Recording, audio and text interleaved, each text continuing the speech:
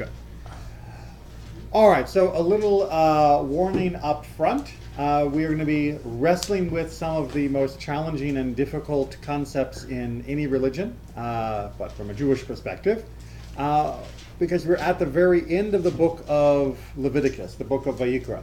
And that means we are in Parashat Bekhukotai, which is this wonderful, innocuous sounding title, talking about my statutes, my laws, and all the blessings that will come if we fulfill them. And then a much larger section of this section of the Torah then talks about all the horrible, horrible things that will happen if we don't. And this creates an awful lot of personal and theological challenges. Is this section of Torah saying that if we are good, good will happen, and if we are bad, bad will happen? And is it saying, therefore, that all bad that happens to us is because we were bad? Is it saying that all good that happens to us is because we are good? And if you don't find these among the most challenging questions for faith and life, then you haven't been paying attention. So we're going to go ahead and get to the Torah, and then we're going to look at some of the commentary and ways of understanding this that our sages have given us over the centuries. So page 747. It's not just the airplane, it's the beginning of Bekhukotai, and this is chapter 26, and if you're using any other Tanakh or Bible, you'll be on verse 3 to start. If you were here this last Shabbos, I explained why the first two verses of chapter 26 are appended to the end of Bahar, and if you weren't here on Shabbos, then too bad. Then you should have been. Okay, so I need a volunteer to take us through the English so that I can interrupt you. So that I can then provide commentary. No one? Bueller? Someone. Thank you, Sam. If you follow my laws and faithfully observe my commandments, I will grant you rains in their seasons, so that the earth shall yield its produce and the trees of the field their fruit. Your threshing shall overtake the vintage, and your vintage shall overtake the sowing. You shall eat your fill of bread and dwell securely. All right, so let's just make sure we understand that what's being described here, because as we've talked about on numerous occasions, most of us are not farmers, and so perhaps the description here is not as evocative to us as it would have been to our ancestors. So this notion of the threshing overtaking the vintage and the vintage overtaking the sowing, anyone want to put that into some context? Why should I care that my threshing will overtake the vintage? Well, because threshing is a function of the harvest, right? You gather in your grain, and then you have to thresh it. You have to smash it open to let the kernels of the wheat or barley out. And how long it takes you to thresh your grain is directly proportional to how much grain you have harvested. So if it only takes you an hour to thresh all your grain, you're going to starve, because it means you didn't have very much. On the other hand, if you are still threshing, because you have such a warehouse full of grain that you harvested, that you're now into the season where you should be harvesting your grapes, that means you've got a bumper crop. Because you didn't even have time to finish the threshing because there was such a stack. In a negative sense, it might be, for example, if you were saying, finishing the tax records is going to overtake the extension filing, which is going to overtake the end of year reports, there's so much work in my inbox that I knew keeps adding faster than I can get it out. Except here it's a blessing, not a curse. Here it's a blessing. There's so much food coming in, I can't even process the last harvest before the next harvest is coming along. This is a good thing. This is over and above the realm of human experience, bountiful nature. Good? Lot of blessing. And the blessings continue. I will grant peace in the land, and you shall lie down untroubled by anyone. I will give the land respite from vicious beasts, and no sword shall cross your land. You shall give chase to your enemies, and they shall fall before you by the sword. 5 of you shall give chase to 100, and 100 of you shall give chase to 10,000. Your enemy shall fall before you by the sword. All right, so we had bounty. Second paragraph, if you were going to summarize it, what's the blessing here? Security, exactly. Not saying that there won't be any conflict whatsoever, but saying that we will easily be able to handle any conflict that might come our way, and that we will therefore be able to have peace at least within our land, and easily be able to defend the borders. Not a bad blessing, one that Israel could certainly use at this time as well. Onward. I will look with favor upon you and make you fertile and multiply you, and I will maintain my covenant with you.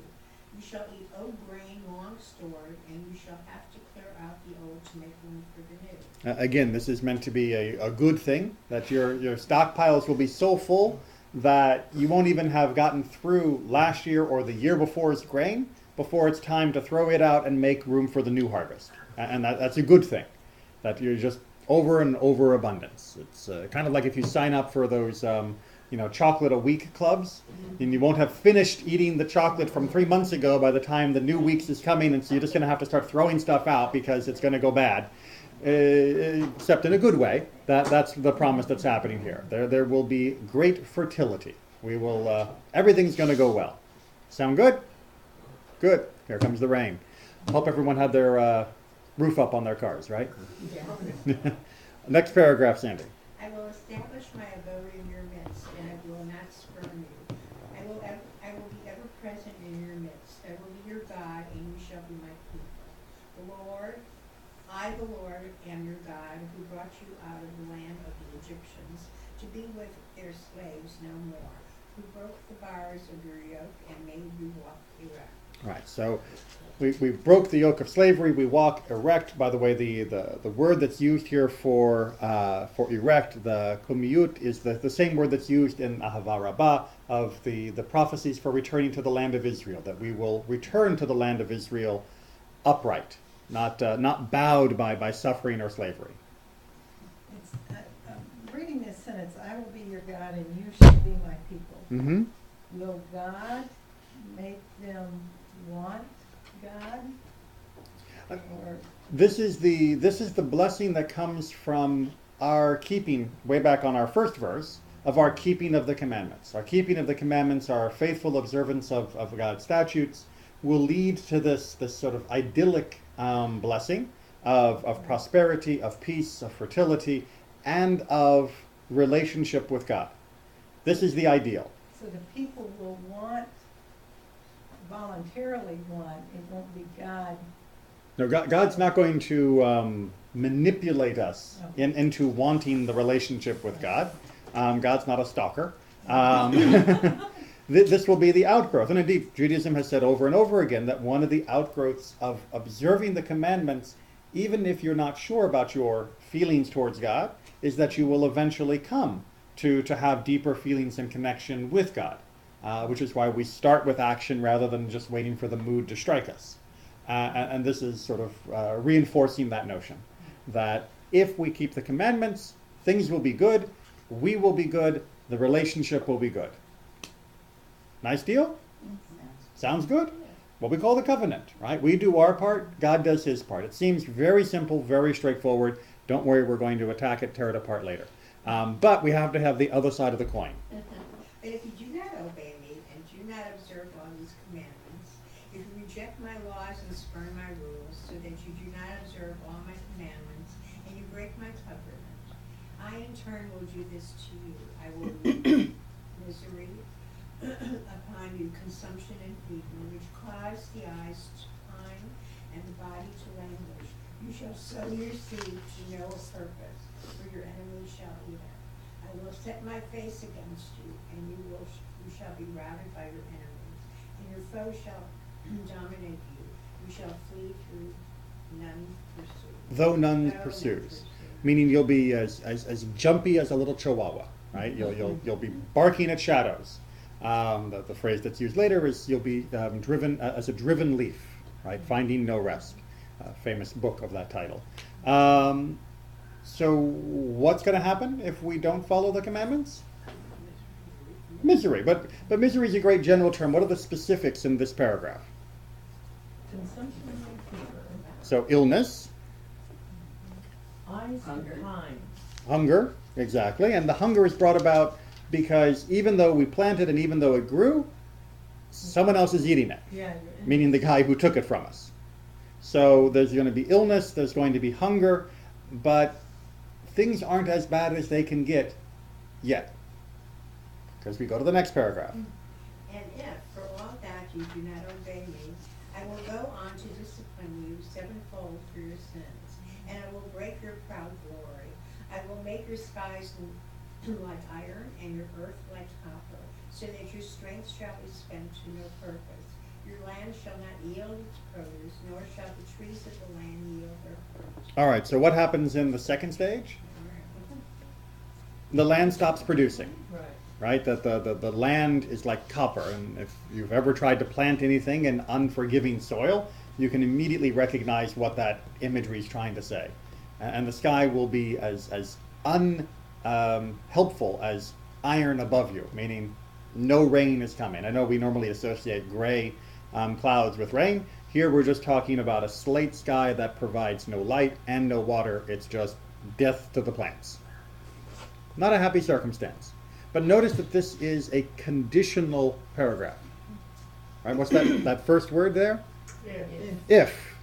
So there is already a notion that if you obey, everything will be good. If you disobey, there will be stages of discipline, as the translator is rendering it here. There will be stages of chastisement. We're going to do at least one more before we get to our commentary.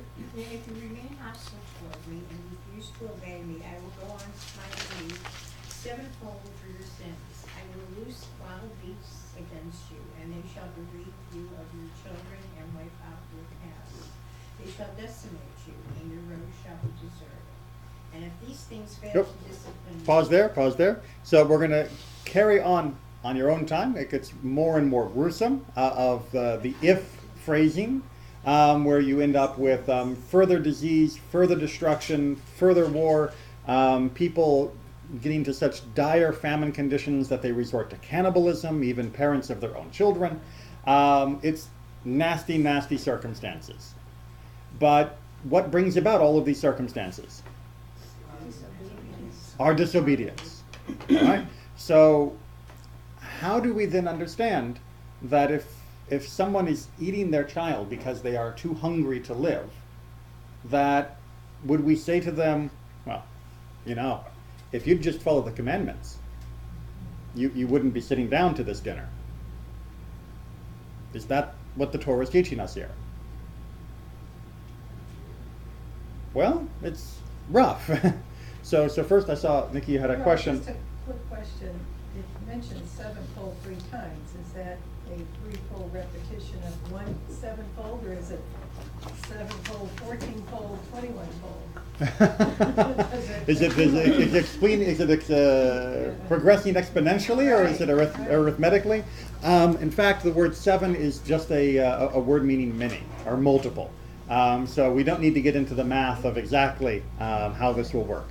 But the idea is that it will be, if you thought you could just simply do the calculation of if I sin this much, I will only pay the penalty of this times 7, and or this times 1 or times 2, realize that what will happen because of your transgressions will be so many multiple times worse than the benefit you got from it, that you shouldn't do it in the first place. Does that make sense? Okay, all the handouts around?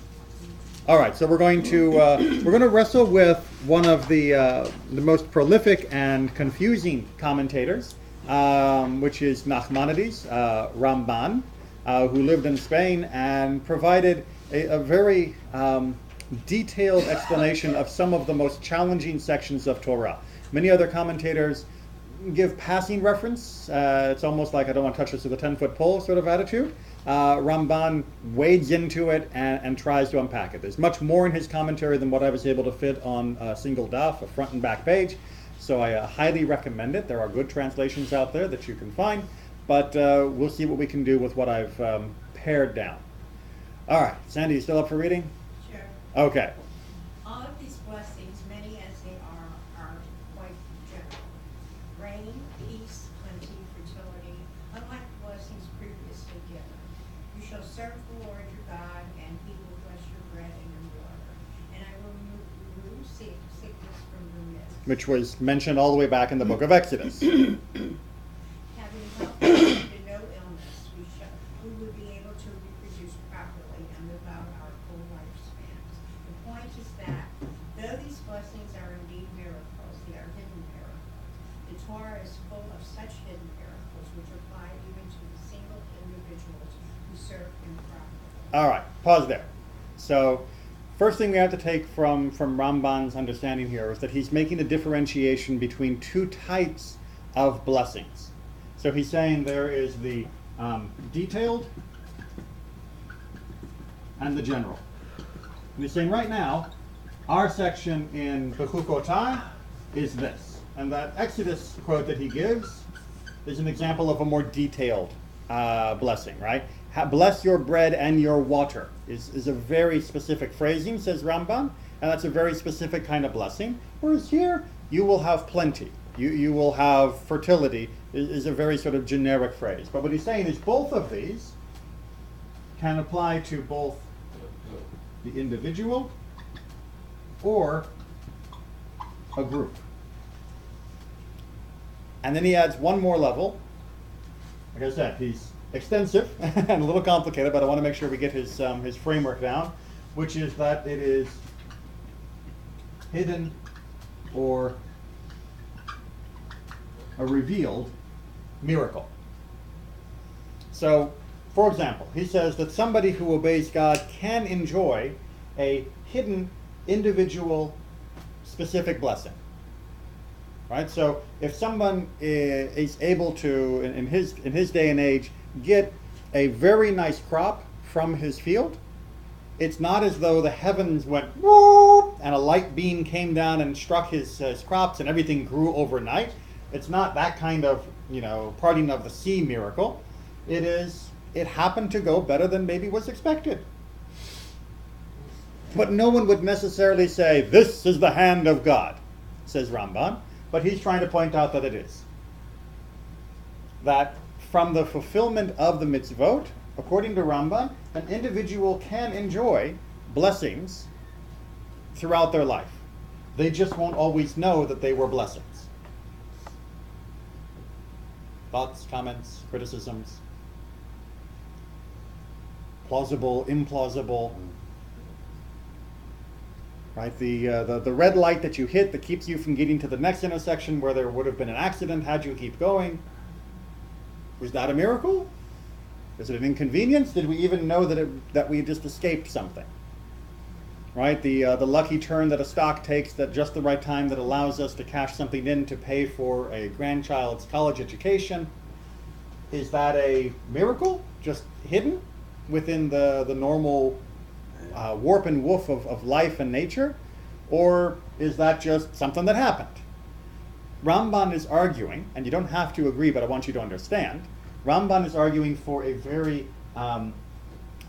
open interpretation of miracles happening continually to the benefit of those who are following God's laws, but doing so in ways that are embedded within life and nature and reality, that we don't see them screaming in neon, here is a miracle. Do we understand that principle? Yes? Okay. Any questions, comments, or rebuttals to that principle? Well, taking your analogy of the stock fund, suppose you started a college fund for that grandchild, you put into it every month for 10 years, and there's enough money at the end. Is that a hidden miracle? Okay, and we're going to get to Rambam's response to that. Right. Okay, what about good planning?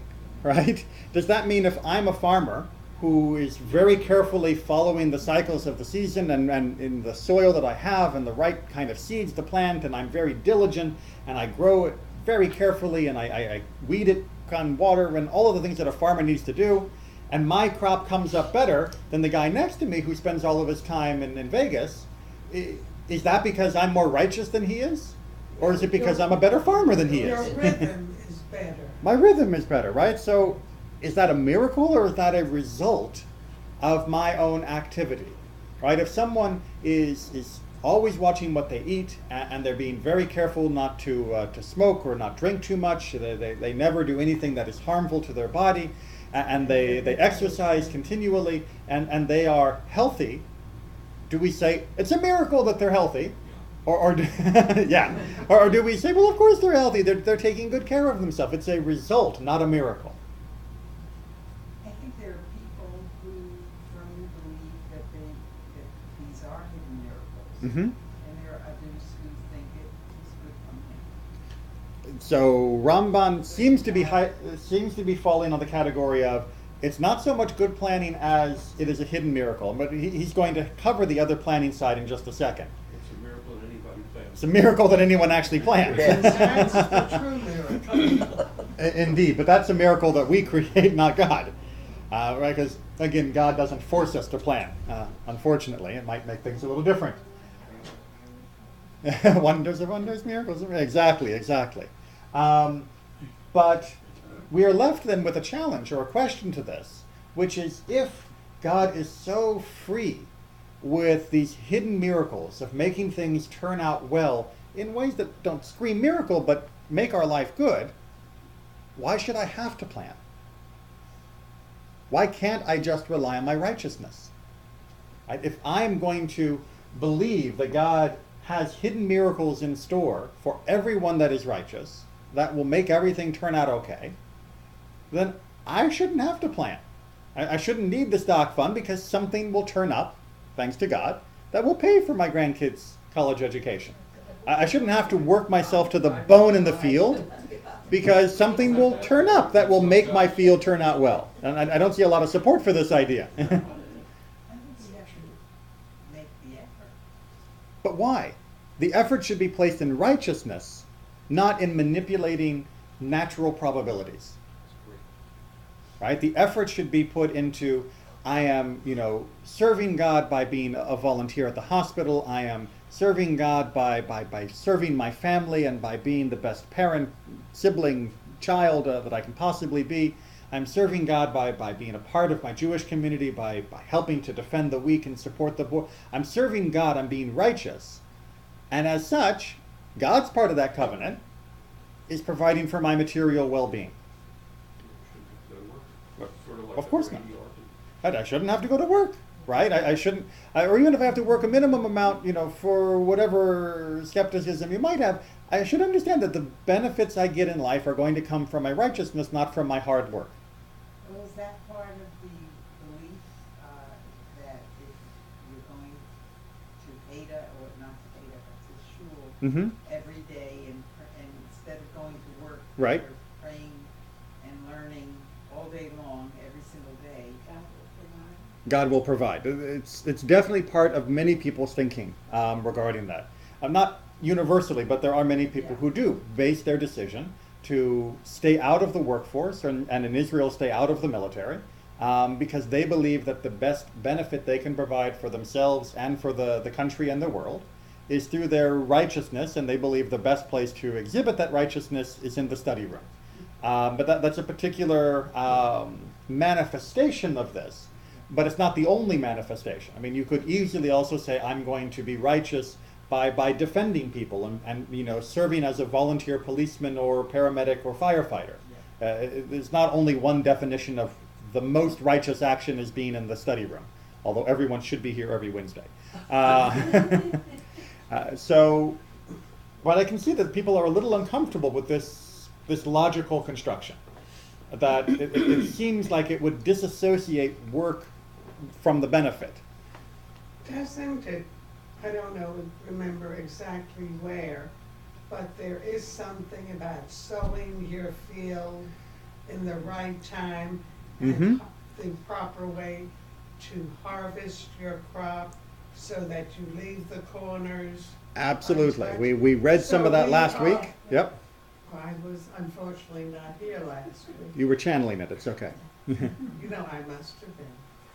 So it's the kind of thing where honest work is also should be part of our life. We don't even have to look that far. The very first section that we read today talked about your threshing and your vintage Right. and your sowing. It didn't say, if you are righteous, you can sit in your house and the field will grow itself.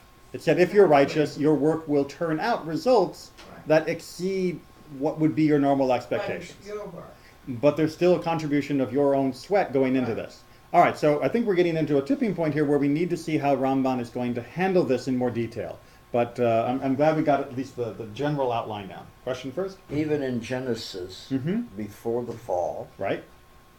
Adam was to take care of the garden. Absolutely, absolutely. And he didn't just survive without having to at least pick fruit, right? It wasn't as though his stomach was filled simply by breathing the air of the garden. He still needed to eat something. So there's always been an element of participation in providing for one's own care. And Ramban's going to have to try and wrestle with that, and we'll see how much you like his answer. Sandy. The blessings in this section, by contrast, That means this section of Leviticus. are general, applying to the people as a whole, and depending on all of us to be righteous. That is why they constantly refer to the land.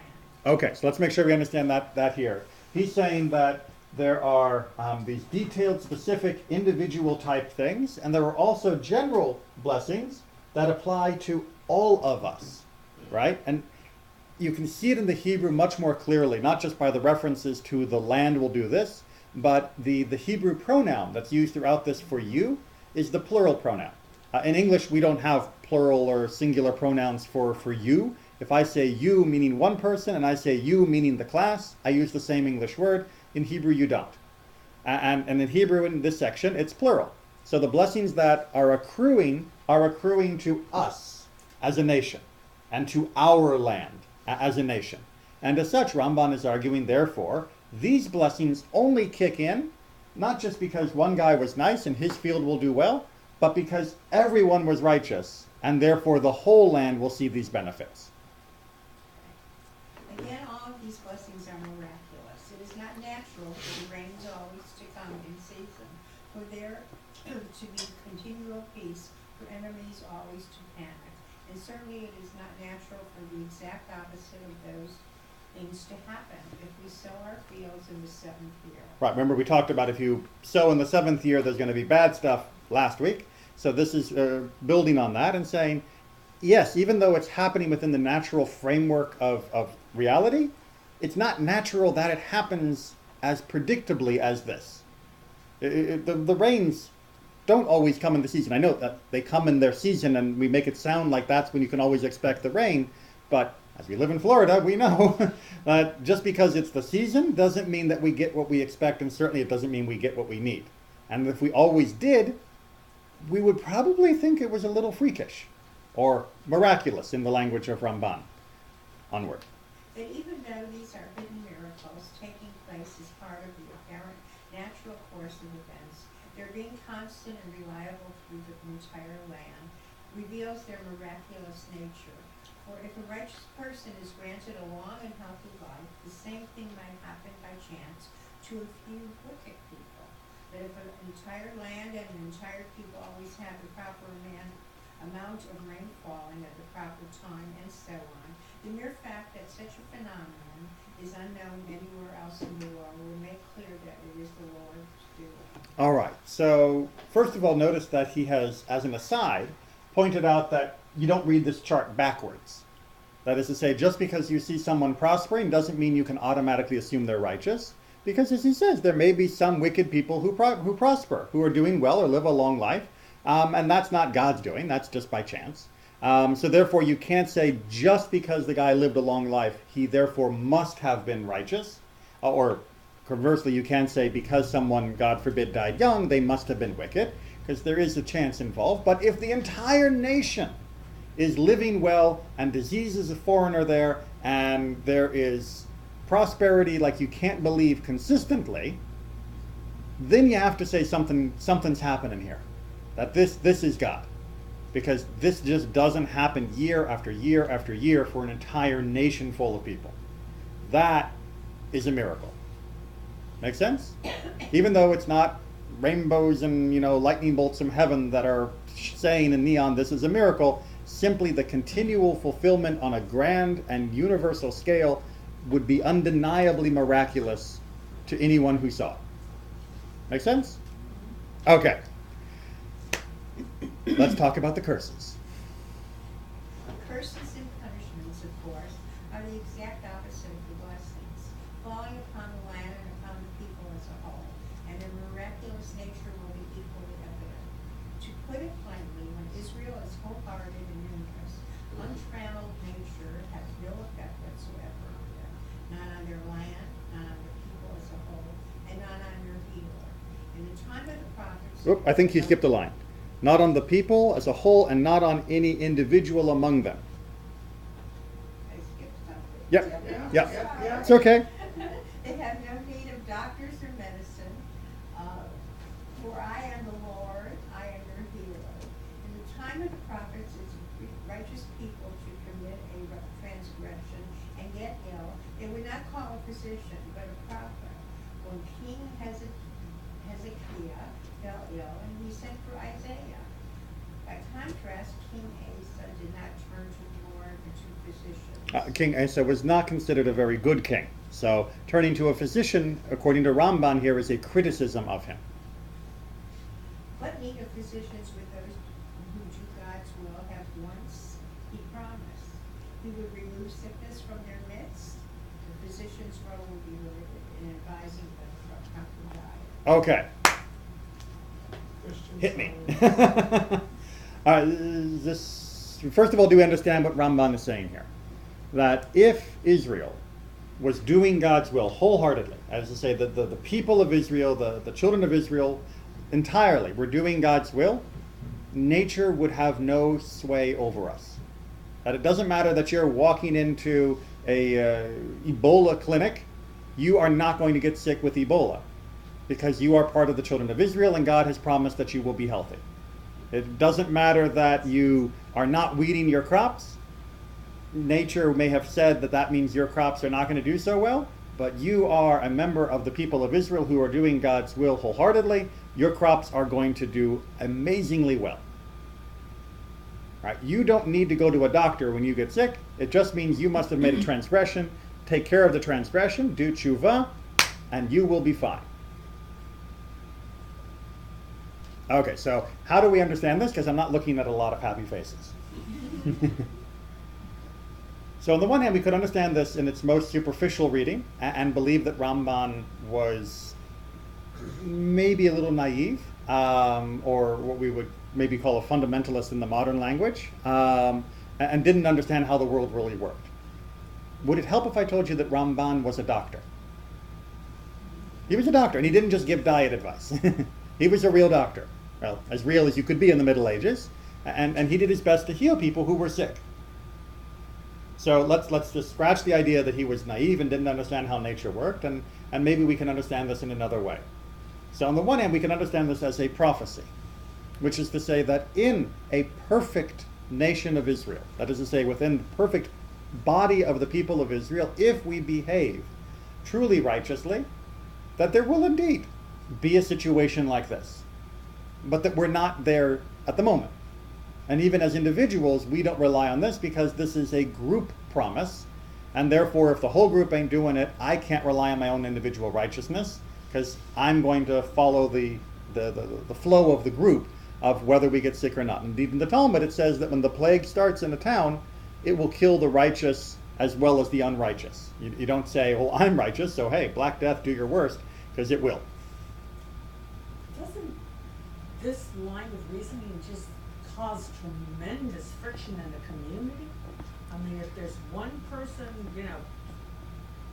little Yossi down the street isn't doing what everyone else has deemed as being the righteous thing to do, then he's put everyone in jeopardy. I mean, Yes, Yes. actually. So you're better off getting rid of little Yossi, or driving him out because... Or helping him to change his behavior.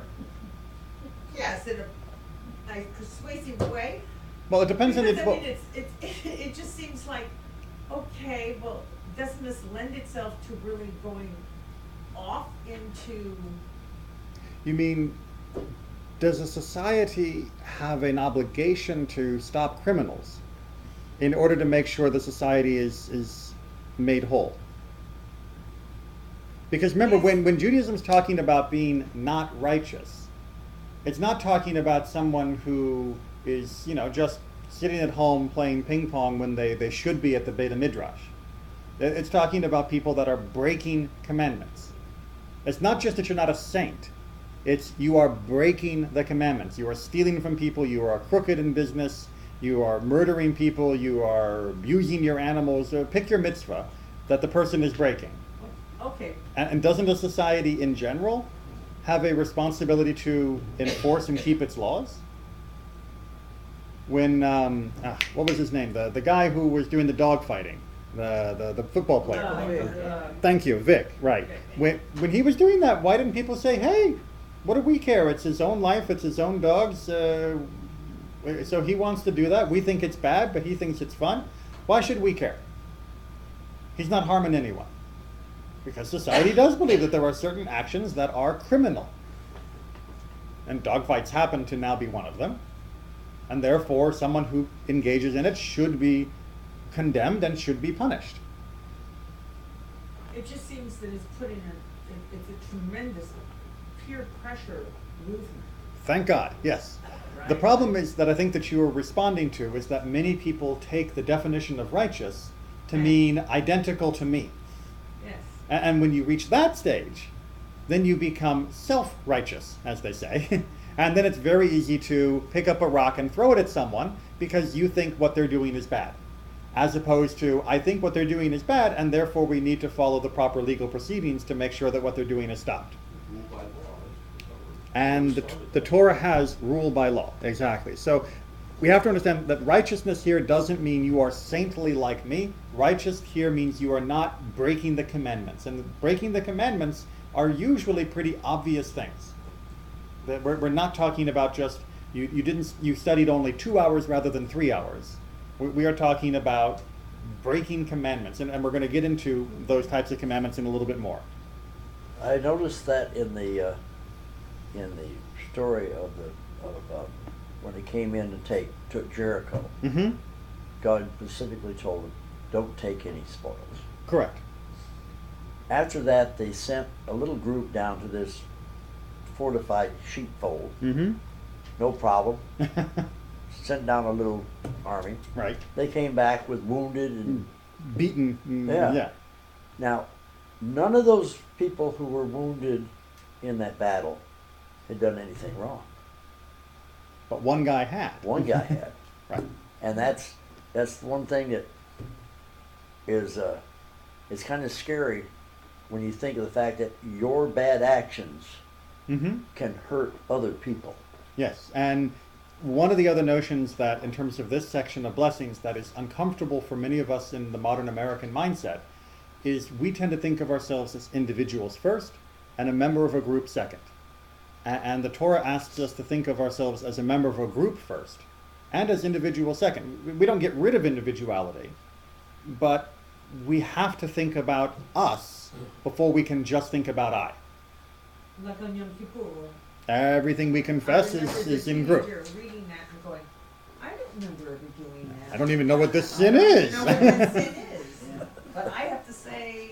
Well, see, if you'd grown up now, you would have had the internet to tell you what all Yeah, those right, sins I were. But- People do that?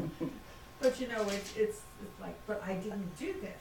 Well, you're part of society, and part of that society, that's. Your responsibility. Right. All right, That's just you. let's move on a little bit more through Ramban because we've got miles to go. If things had remained as they should be, people would become ill only as a result of sin, and would be healed as God wills. But since they became accustomed to medical treatment, God lets nature take its course. There you go, there's God again. That is why the Exodus verse requires the assailant to pay for the cure. The Torah does not base its rulings on miracles, but when the Lord is pleased with a man's conduct, he needs to have no truck? No truck. It's an old phrase. Yes. Business. No business, right. So what's Ramban saying here? He's saying, first of all, something that I think most of us might find a little bit more understandable and agreeable, which John is, changed his mind. in an ideal world, we wouldn't need doctors, right? In an ideal world where illness was only the result of iniquity, then healing would only come as the result of righteousness, and we'd all be fine. That is to say, in degrees of our righteousness. But since we don't live like that, God recognizes that we don't live like that, and God says, okay, well then, you know what? We will allow natural cures and natural illnesses to do their thing. And at such a date when the world does turn to righteousness, then we won't need to worry about that. But right now, says Rambam, that's the way things are going to happen. So go to the doctor when you're ill, and in fact, if you injure someone, you are commanded to pay for them to go to the doctor, because you wouldn't say, well, hey, if God wants him to get better after I beat him up, then God will take care of it.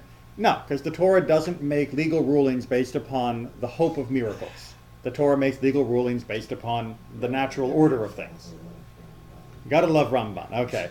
But he does throw in one last little caveat, which is, yeah, but if you were really righteous, you wouldn't need a doctor, and you wouldn't even need to go visit one. And there's this conflict within Ramban and within much of Jewish thinking of, why do we need doctors? Why does there need to be a natural order of things? Well, why is this? Because it doesn't seem right. It seems like we should be able to just go, me and God, and we're fine. And so he's going to continue to wrestle with this, as is the rest of our discussion. Onward. This is the straightforward sense of the covenant, and it is the truth, and he certainly will do exactly this. The text says nothing explicit here about the continued existence of souls in the world of souls, the world to come, after the resurrection of the dead, because their continued existence in that realm is intrinsic to their nature. All right, pause there real quick before we flip the page.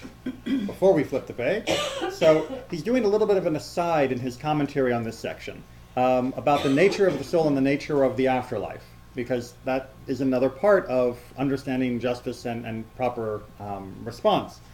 And he throws in this line here that seems almost like a casual aside, but it's very, very important, not to our main topic today, but I just wanted to make sure we included it, which is the notion that God doesn't have to continually talk about an afterlife. I know many of us might have liked more description and more words about what happens to the soul when we die. But God doesn't need to do that, because the continued existence of the soul is because of what the soul is. The soul, by definition, by nature, will continue to exist after the body, says Ramban. And therefore you don't need to keep talking about it. It's like you don't keep talking about the fact that fire gives heat or fire consumes wood. That's what fire is. So if you say there's a fire in the fireplace, you don't point out that the fire was giving off heat and the fire was consuming wood and the fire was consuming oxygen. You just say there's a fire. So if you say there's a person, then you assume that the soul, because that's what souls do, will continue after the person's body stops working. Make sense? All right, so it's just taken as an obvious feature of having a soul. But there is a small caveat. Sandy, keep reading those last few words and then flip the page. Those sinners who deserve it have their continued existence cut short, but the others simply continue to exist in accordance with the way they were created. Be aware, understand that our passage alludes both to the Garden of Eden and to the world to come. All right, so he gives this final little thing, which is, yeah, if you are a complete and terrible, horrible, horrible person, then your eternal soul will be sort of cut short in terms of its existence by God. But for the rest of us, we will continue in measure and experience depending upon our behavior, our righteousness. But then he gets back to his main point. But these blessings are not to be entirely fulfilled until all Israel is the Lord their Father, when heaven and earth achieve their perfect original form. There are no blessings in the Torah as perfect as these. Know that Israel has never achieved these blessings in their fullness. All right, so Yet. exactly. That's the point. He's trying to make sure, and he does spell out in other details, that the curses that are listed in this particular chapter have already been fulfilled during the fall of the first temple.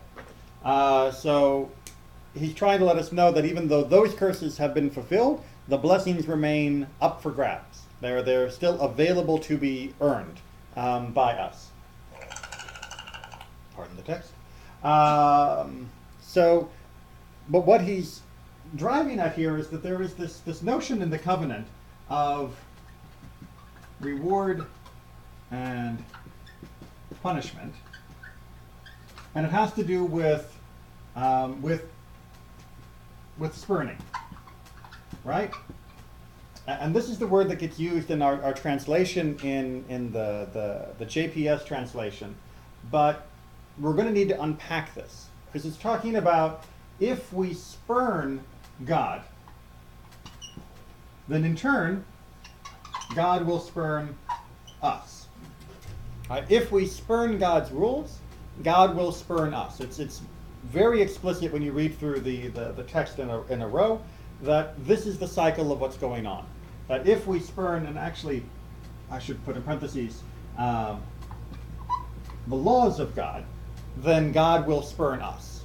It's seen as a spurning of God, but the focus in the text is on the fact that we're not doing what we're supposed to do, not just that we don't like God while doing it. And that as a result, we will be spurned by God. But, well, actually, let's read what he says about the spurning notion, and then we'll unpack the word in its entirety. Still up for it, Sandy? Sure. Okay. Rashi understands this to refer an almost physical rejection. That is to say, the word spurning, according to Rashi, means that we will be kicked out of the land. Right? It's like a physical rejection. We will be made more distant from the land God had promised us. Ramban disagrees. But I don't understand the point of the Holy One saying that if we observe the commandments and do His will, He will not be disgusted with us and reject us. Even in the case of our transgressing our covenant with Him and committing great impiety. He said, I will not reject them or spurn them. The prophet could one day nevertheless, have you then rejected Judah? Have you spurned Zion?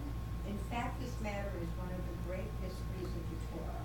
All right, so Ramban is saying, Rashi says that this spurning that God will do of us after we've spurned God's mitzvot will push us out of the land of Israel. But how can we say that, says Ramban? Because many of the prophets say God will never reject us. God will never spurn us. So it doesn't make sense. What's going on here? That's why he uses the term mystery of what's happening. So here is a glimpse into his thinking. He said he would establish his abode in midst, the Shekinah, the assembly of Israel, and the soul from which the assembly of Israel would come forth would not spurn us as one disinfects a utensil in boiling water. Rather, our garments will always be fresh and white. All right, garments will always be fresh and white. He's talking about the body which the soul inhabits. This is the garment, and the soul is the person. But this disinfects a utensil in boiling water. What do you do for Pesach if you got a lovely pot that you want to use for Pesach? How do you kosher the pot for Pesach? Boil it with a rock. What's that? Boil it with a rock, right? So you take the pot, you fill it up to the top with water, you get it to a roiling boil. Rolling boil? Rolling boil, thank you. You get it up to a rolling boil, and then you take a rock or a brick, wearing gloves, apron, safety people, and you put that in so that it overflows around the rest of the pot. What's that process known as? Koshering. Koshering, it can be done by a number of different ways, because you can also kosher things by fire, and you can kosher them by boiling water being poured on them. There's lots of different ways to kosher different materials. That particular form of koshering, is called hagla'ah. And it is the same root that's being translated here as sperm. And it's the same root that's used to expel something, to vomit something out. Read the next section where we get this notion of Hagalah from. Only the gold, the silver, the copper, the iron, the tin, and the lead, whatever is used in fire, you shall pass through fire, and then it will be clean. It must, however, also be cleansed with sprinkling water, and whatever is not used in fire you shall pass through water. This is called hagalah, forcing a vessel to vomit out its embedded substance. Okay, so as it absorbs, so shall it expel. So shall it vomit out its pieces, is the basic rule of kashrut, which is why you can't take your barbecue grill and kosher it by immersing it in this boiling water, because it didn't get used in boiling water, it got used over an open fire. So if you want to kosher a barbecue grill, you got to use open fire to kosher it. Most of our pots and pans, however, are being used with water in them, and so using this process works just fine. That's your kashrut lesson for the day. But what is the spiritual lesson that is trying to be driven by using that word in this notion of rejecting and spurning? Why use a term when there are so many others that can be just to turn away from or to reject? There's many other synonyms that could have been used in this passage other than this notion of rejecting as expelling from something. For our relationship to the commandments and God's relationship to us afterwards. Does it become a purifying process? Meaning? Meaning his repercussions, the tokaha, maybe force us to be purified from the sin or whatever that's, being done against God, and that it's like discipline. Discipline becomes a purifying process, maybe that. So there's a notion of expelling something as a form of purification. But the first form here is the expulsion of us. It's almost by our misdeeds, the Shekhinah, God's presence, has to vomit us out because it can't tolerate us as almost a poison. Well, it's meant to be a strong term. Right? To retch us out, if you prefer, better, okay? Because it cannot stand us in its presence. Right? It's metaphorical, it's not meant to be taken literally, but to help us visualize or to at least feel the evocative language, it's this notion that the Shekhinah cannot abide us within its presence. That it's just like a foreign substance, just like if you've eaten something foul, what is your body's natural reaction? Right? To retch, to gag, to try and get it out. And that's the initial reaction when we have done the same to God. Because it starts off with us trying to retch out God's commandments, us trying to expel them from our body. And once we do that, we are no longer fit, as it were, to dwell within the scope of the Shekhinah, the presence of God. And then we are, in a sense, retched out from God's presence. Doesn't mean a physical relocation. We're talking about a spiritual dislocation. Rashi took it to mean a physical, but I agree with Ramban that I think that would be redundant because there are certainly many other places where the physical exile is discussed. But here it is talking about a spiritual distancing. And until we are willing to reabsorb the mitzvot, we can't reconnect to God. We can't find that connection because we will continually be rebuffed from being in that presence. Right? Make sense? Maybe a little? Let's see a little bit more about how Rambam tries to understand these laws, and we'll see what we can do with them. Please keep reading. Since the laws, as opposed to the rules, are commandments whose purpose is not obvious to the masses, there are fools who do indeed reject them. What's so important to God about my not wearing this beautiful garment because it is embroidered with linen, fine linen, and blue wool? What possible good can it do to us to burn a red cow and sprinkle its ashes on ourselves? All right, so this is his commentary based on verse 15, which if you looked at verse 15, it says, if you reject my laws and you spurn my rules, right? And it's the laws are Bekhukotai, right? My ordinances, and the rules are mishpatai, which are being translated here as rules, but really they're more like legal type laws that we would be familiar with. And the Bekhukotai are more like the ritual things, like not wearing wool and linen mixed, or using a red cow's ashes to purify someone who's come into contact with a deceased. And the Ramban is saying, yeah, okay, I can see why someone might reject, that is to say, on the Bekhukotai, on the laws. I want to make sure I get the English terminology right. On the laws that don't seem to have a logical basis. But the rules, as he calls them, there is a problem. And those are the ones that are being described with this word for vomiting forth.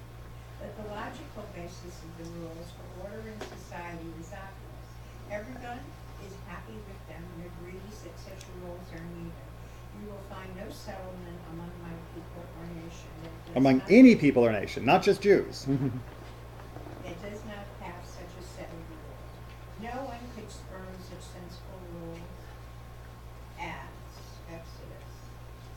He who fatally strikes a man shall be put to death, which finds a man who accidentally causes a woman to miscarry, or the rules of adjudicating cases like that of a goring ox, creating a public nuisance, the responsibilities of someone who has another's goods in his possessions and the like. But the wicked are disgusted with our enforcing the rules. They spurn them not because the rules are irrational, but because they do not wish to observe them. Breaking the covenant means not merely spurning the rules, but living without Torah entirely. All right, so Ramban is saying, okay, I understand, and God understands. If you don't understand why you shouldn't mix wool and linen, fine. There's no logical basis for that. It is kind of strange. You don't find it as an example of a law in any other society. So, okay, fine. You don't like that. You haven't rejected me completely. You're just rejecting what you don't understand yet. But if you spurn, if you retch at the idea that murderers should be punished, or that people who cause damage to someone else should be held responsible for that damage, then you are choosing to reject the basic principles of civilization and society that's found in every place of the world. And that is something that God is going to reject with a retch as well. Because it's not just a question of, I don't think that the way that we celebrate, Sukkot with shaking the lulavs is weird. It's, I think murder shouldn't be punished. I think robbery, what's the big deal? If that's the way you really feel, then there is a violent reaction between you and God in terms of being able to occupy the same space. Does that make sense? And Sforno sort of puts it into sharp contrast. So how do we know which ones we can and can't without having being spurned by God? Well, we're not encouraged to reject the others either. But, we're going to, we're human. Well, we're going to, but there's a difference between rejecting in the sense that I don't like them or understand them, or this seems weird to me, and saying, therefore I won't do them, and then also saying, and therefore I don't like God. Whereas what he's saying here is that there are these positions of basic principles of a society that if you reject them, you're rejecting everything automatically. There's no half measure. Okay, so if you say it's okay for somebody to murder somebody. Yeah, murder, what's the big deal? But to say, I'm gonna boil some water for tea on Shabbat, there's a big difference. There's a big difference in terms of the reaction, and there's also a big difference in whether or not the person who says, I really can't control my craving for tea, and therefore I must have tea even though it's Shabbos and I didn't prepare properly like I could have, and so I'm going to cook on Shabbat. And someone who says, forget God, I think God is stupid, I'm going to boil water just to show God what I think.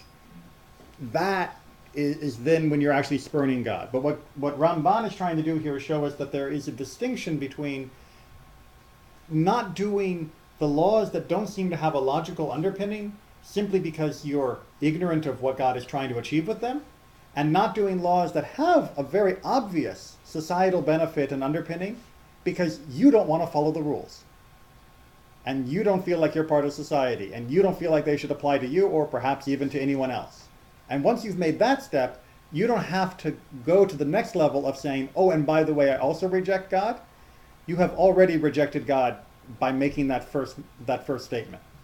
Whereas in the other group, you have to have an added level of deliberately trying to reject God rather than simply giving in to your own weak intellect. Does that make some distinctive sense? Which is why in Sforno, if you just read the last commentary, If your soul abhors, spurns them, like a man's deliberately making himself wretch, for one could not naturally abhor such obvious and sensible rule. so he's talking about the rules that, having compensation for damages, having laws of returning lost property, of not stealing from other people. This is so obvious that the only way you could choose to break them would be as if you were equivalent of putting your finger down your own throat, which it just doesn't happen naturally. The natural human condition, according to our commentators, both Ramban and Sforno and many others, is to recognize the rightness of having basic principles of a society. And to choose otherwise is a deliberate vomiting out of righteousness. You're purging yourself of goodness by rejecting these laws. And if you've done that, you're doing it not just by, I don't know any better, or I don't understand it. You're doing it willfully and deliberately because you are trying to rid yourself of goodness. And if that happens, well, yeah, God help you.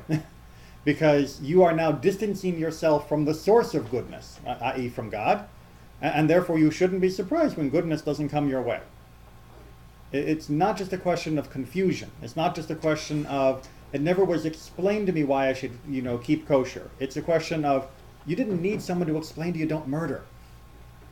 And if you chose to murder, not fit of passion, but you just thought, you know what, I think I'll go kill somebody today because I'm in a bad mood, then you have chosen to push righteousness and goodness out of your own body. And as such, you are pushing yourself away from the source of goodness, and you will reap the benefits, or non-benefits as the case may be. Like I said, it's hard, it's confusing, one of the most challenging sections. It's not something that should ever be reduced to a bumper sticker.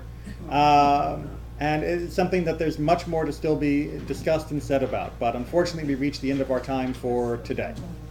And next week, we pick up with the story again, because the Israelites are back on the march. It's a road trip. And it's